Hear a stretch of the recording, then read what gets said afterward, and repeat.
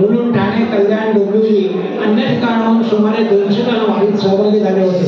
19 जून सकाळी 9:40 वाजता ठाणे येथून बसने आळंदीसाठी प्रस्थान केले. संध्याकाळी 5 वाजता आळंदी या तीर्थक्षेत्री आगमन झाले. ज्ञानेश्वर माऊलींच्या समाधीचे दर्शन घेऊन आम्ही मुक्कामाच्या ठिकाणी गेलो.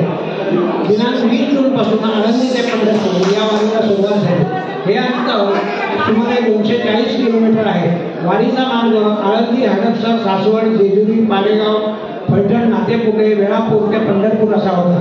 या 8 दिवसात दररोज संध्याकाळी 6 वाजता विठ्ठल रखुमाईची पूजा, काकड आरती, सकाळी नामाचा गजर, रिंगण, आरती, प्रसाद असा समावेश होता. नंतर चहा घेऊन सुमारे 6:45 वाजता पाऊले पंढरीची वाट चालू लागली. दररोज सुमारे 30 किलोमीटर एवढे अंतर चालावे लागे. प्रत्येकजण आपल्या चालीने गतीने मार्गक्रमण करीत असे. त्यामुळे दररोज नवीन नवीन ग्रुप तयार होत व नवीन नवीन ओळखी होत असत. एकमेकांशी गप्पा, अनुभव, आध्यात्मिक विचारांची देवाणघेवाण या शिदोरीच्या जोरावर आक्रमण करीत सहजच सुलभ होते. शारीरिक थकवा जाणवत असला तरी मनाचा उत्साह दिवसेंदिवस वाढत असे. याचे एकमेव कारण म्हणजे पाऊले चालत ही पंढरीची वाट असेच म्हणणे योग्य होईल. त्यातच अतिशय सुंदर निसर्ग सौंदर्य, मोकळी व शुद्ध हवा, दूरवर नजर जावी अशी मोकळी जागा, प्रदूषणमुक्त परिसर, त्यामुळे मनाची प्रसन्नता अधिकच वाढत असे. हा संपूर्ण परिसर म्हणजे जणू पांडुरंगाचे राज्यच होय. या पांडुरंगाच्या राज्यात जागोजाग अचंबित करणारे अनुभव आम्हाला आले. येथे श्रीमंतीची झाडे नसली तरी लोकांच्या मनाची श्रीमंती व माणुसकीचा धरा अखंड वाहताना दिसला. वाटेत भेटणारी अनेक मंडळी अक्षरशः आमच्या पाया पडत असत. अर्थातच त्यांचा हा नमस्कार मुखी निरोप आमच्या मार्फत त्यांच्या माऊलींच्या चरणी रुजू होईल या एकाच भावनेने ही सर्व मंडळी भारावून गेलेली दिसत. केवढी नितांत श्रद्धा माऊलींवर. या सर्व मंडळींना वारकऱ्यांविषयी प्रचंड आदर असतो. वारकऱ्यांकडून त्यांना पैशांची किंमत नसते. आम्हा वारकऱ्यांना अनेक ठिकाणी चहा, पाणी, नाश्ता अल्पदरात मिळत असे. कधी कधी तर कोणी पैसेही घेतले नाही आणि वर आमच्याच पाया पडत.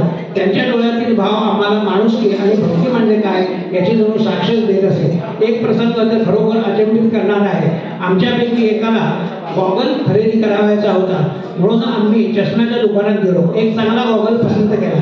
त्याची किंमत विचारली. काउंटरवरील त्या माऊलीने ₹600 किंमत सांगितली. नेहमीच्या प्रथेनुसार काही कमी करा असे आम्ही त्यांना म्हणताच त्याने उत्तर दिले, तुम्ही वारकरी आहात, माऊलींना भेटायला जात आहात, आमचा नमस्कार माऊलींना पोहोचवा. गॉगलची किंमत 1190 आहे, पण मी आपणास फक्त ₹600 सांगितले. एवढं बोलल्यावर आम्ही अवाक झालो. माऊलींपर्यंत त्यांचा नमस्कार पोहोचणार म्हणून ती व्यक्ती पूर्ण समाधानी दिसत होती. ₹1190 वस्तू आम्हाला 50% सवलतीत मिळाली. हा जणू आम्हाला माऊलींचा मिळालेला पहिला प्रसाद होय असे वाटून गेले. अशा अनेक अनुभवातून आमच्या विचारांना एक नवीन दिशा मिळू लागली. असं लक्षात आलं की आपण सुखी आहोत, पण समाधानापासून अजून खूप दूर आहोत. पांडुरंगाचं राज्य म्हणण्याचं दुसरं मोठं कारण म्हणजे श्री तात्या दांडेकर यांचे वारीचे अप्रतिम आयोजन. 200 माणसांचा एवढा मोठा जत्था 10 दिवस पर्यंत सांभाळायचा म्हणजे किती अवघड गोष्ट आहे. परंतु तात्यांच्या नियोजनापुढे इव्हेंट मॅनेजर्स किंवा MBA देखील फिके पडतील. 200 माणसांची राहण्याची, चहा, पाणी, नाश्ता, 2 वेळचे जेवण, तेही दररोज नवीन ठिकाणी करणे म्हणजे एक दिव्य सोय. पण सर्व गोष्टी कशा विनासायास घडत होत्या. स्वतः तात्या व त्यांच्या सौभाग्यवती सर्व कामात आघाडीवर असत. हे पाहून मग कोणीच हाताची घडी घालून बसत नसे. क्षणार्धात 20-25 जणांची एक टीम कामाला सहभागी होत असे आणि मग ते काम राहतच नसे. संपूर्ण कालावधीत शुद्ध, चविष्ट, शरीराला बाधा न आणणारं असे उत्तम पदार्थ जेवणात व नाश्त्याला असे. हॉलवर डावीकडे स्त्रिया व उजवीकडे पुरुष झोपण्याची सोय असेल. एवढी 200 माणसं असून सुद्धा मध्ये कोणताही भेदभाव जाणवत नसे. सर्वजण अत्यंत खेळीमेळीच्या वातावरणात एकमेकांना साथ देत समाधानाने नांदत दिसत होते. काही गैरसोयी होत्या. मुख्य म्हणजे हॉलवर टॉयलेट बाथरूमची फारच कमतरता असते. केवळ ते 7 ते 8 टॉयलेट असतात. 4 ते 5 माणसांच्या कुटुंबाला एक टॉयलेट अपुरं पडतं. मग इथे कसं काय होणार अशी शंका आपल्या मनात आली असेल. पण तसं म्हणून विचारू नका, कारण इथे संपूर्ण ॲडजस्टमेंट होती. एकाने दुसऱ्याला समजून घेतलं तर गोष्टी किती सुलभ होतात याचं हे एक उत्तम प्रत्यक्ष होतं. या झाल्यानुसार असं लक्षात आलं की ॲडजस्टमेंट नसली आयुष्य किती सरळ, साधं, सोपं आहे. मग प्रश्न असा पडतो की इतर वेळी आपणास हे का जमत नाही, आणि त्याचं उत्तरही लगेच मिळालं. कारण हे पांडुरंगाचं राज्य आहे आणि त्याच्या राज्यात न्यूनता असूच शकत नाही. त्याच्या कृपेने आणि प्रेरणेने सर्व गोष्टी विनासायास घडत असतात. हाच खरा याचा अर्थ होता. संध्याकाळी वाहून गेल्यावर भजन कीर्तन निरूपण यापैकी एखादा कार्यक्रम असेल. नंतर रामरक्षा, हनुमान चालीसा, विष्णू स्तोत्र इत्यादीचे पठण होईल. तबला पेटीच्या सहाय्याने दररोज हरिपाठ होत असे. विठ्ठल नामाचा गजर, रिंगण, आरती असा सत्संग असेल. या सर्व कार्यक्रमामुळे मनाला प्रसन्नता व शांतता मिळत असेल. आळंदी ते पंढरपूर या मार्गावरती दिवे घाट व अन्य देवळातही आम्हाला भजन कीर्तन रुद्रपठण करावयास मिळाले. अशा प्रकारे मार्गक्रमण करत 27 जून रोजी सायंकाळी 4 वाजता आमची वारी पंढरपूर क्षेत्र पोहोचली. सुचिरभूत होऊन 6च्या सुमारास आम्ही माऊलींच्या दर्शनास गेलो. ऑनलाईन बुकिंग असल्यामुळे दर्शन लवकर झाले आणि त्यानंतर साक्षात पांडुरंगाच्या दरबारी बसून 1.5 तास भजन व हरिपाठ करण्याचा अमृत योग आमच्या वाट्याला आला. अहो, माऊलींचे क्षणभर दर्शन घेण्यासाठी तेवढी कसरत करावी लागते, पण आम्हाला मात्र त्याच्या सहवासात 1.5 तास मिळाला ह्यापेक्षा दुसरं भाग्य देत आहे. एवढेच नव्हे तर त्यानंतर सर्वांना माऊलींच्या चरणावरती 2 वेळा डोके ठेवण्याचे भाग्य पुन्हा मिळाले आणि सर्वजण कृतकृत्य झाले. वारीविषयी लिहिण्यासारखे बरेच आहे. शेवटी वारीचे फलित काय असं सांगायचं झाल्यास असे म्हणता येईल की समाधान आणि मनःशांती देणाऱ्या कल्पवृक्षाच्या बीजाचे रोपण वारीच्या अनुभवातून वारकऱ्यांच्या मनात आहे. आता या बीजाला सातत्याने सत्कर्माच्या साधनेचे खत पाणी घातले तर हा कल्पवृक्ष बहरेल व आयुष्याला एक नवीन दिशा मिळेल. हळूहळू वारकऱ्यांच्या आयुष्याचा प्रवास अशाश्वताकडून शाश्वताकडे सुरू होईल. आज या वारीचा खरा प्रसाद होय. जय हरी. त्याच्या दर्शनासाठी लाखो भक्त वाजत गाजत नाचत वर्षानुवर्ष आषाढी एकादशीला पंढरपूरची वारी करत असतात. एवढ्या मोठ्या संख्येने समाजातली साधी माणसं सर्व अडचणींवर मात करत वारीचा सोहळा किती आनंदाने व उत्साहाने साजरा करत असतात. काय आहे या वारीची ताकद अशी उत्कंठा अनेकांच्या मनात आहे. मलाही नेहमी असे वाटत असेल की वारीचा अनुभव आयुष्यात एकदा तरी घ्यायलाच हवा. मनात असूनही हा योग जुळून येत नव्हता. घ्यायची झाली तर त्याला बरीच कारणं आहेत, पण मग आपण कधीच वारी करू शकणार नाही का असा यक्ष प्रश्न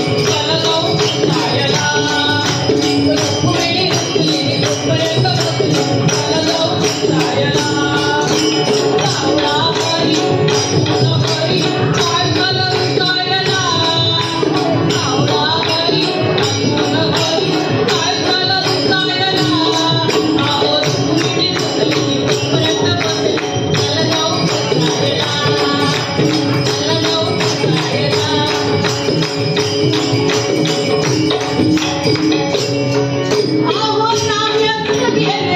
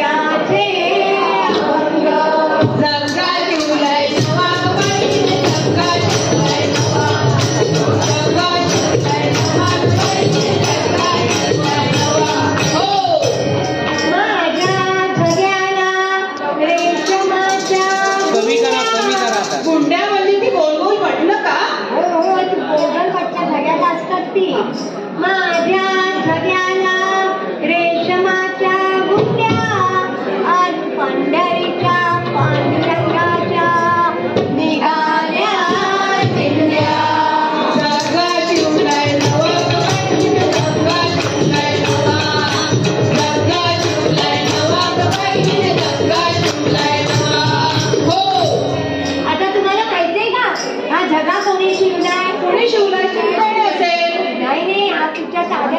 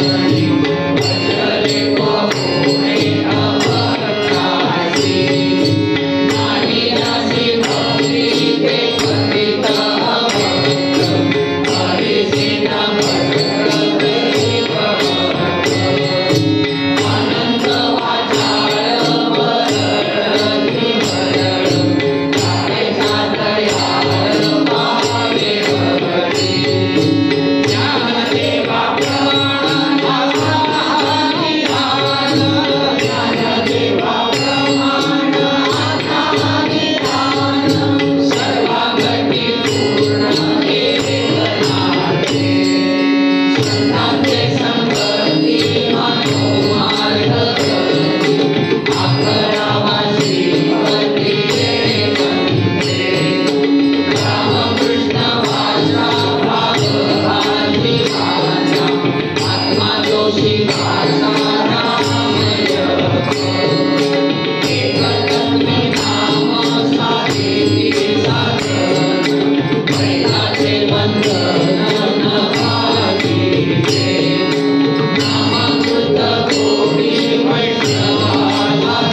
you.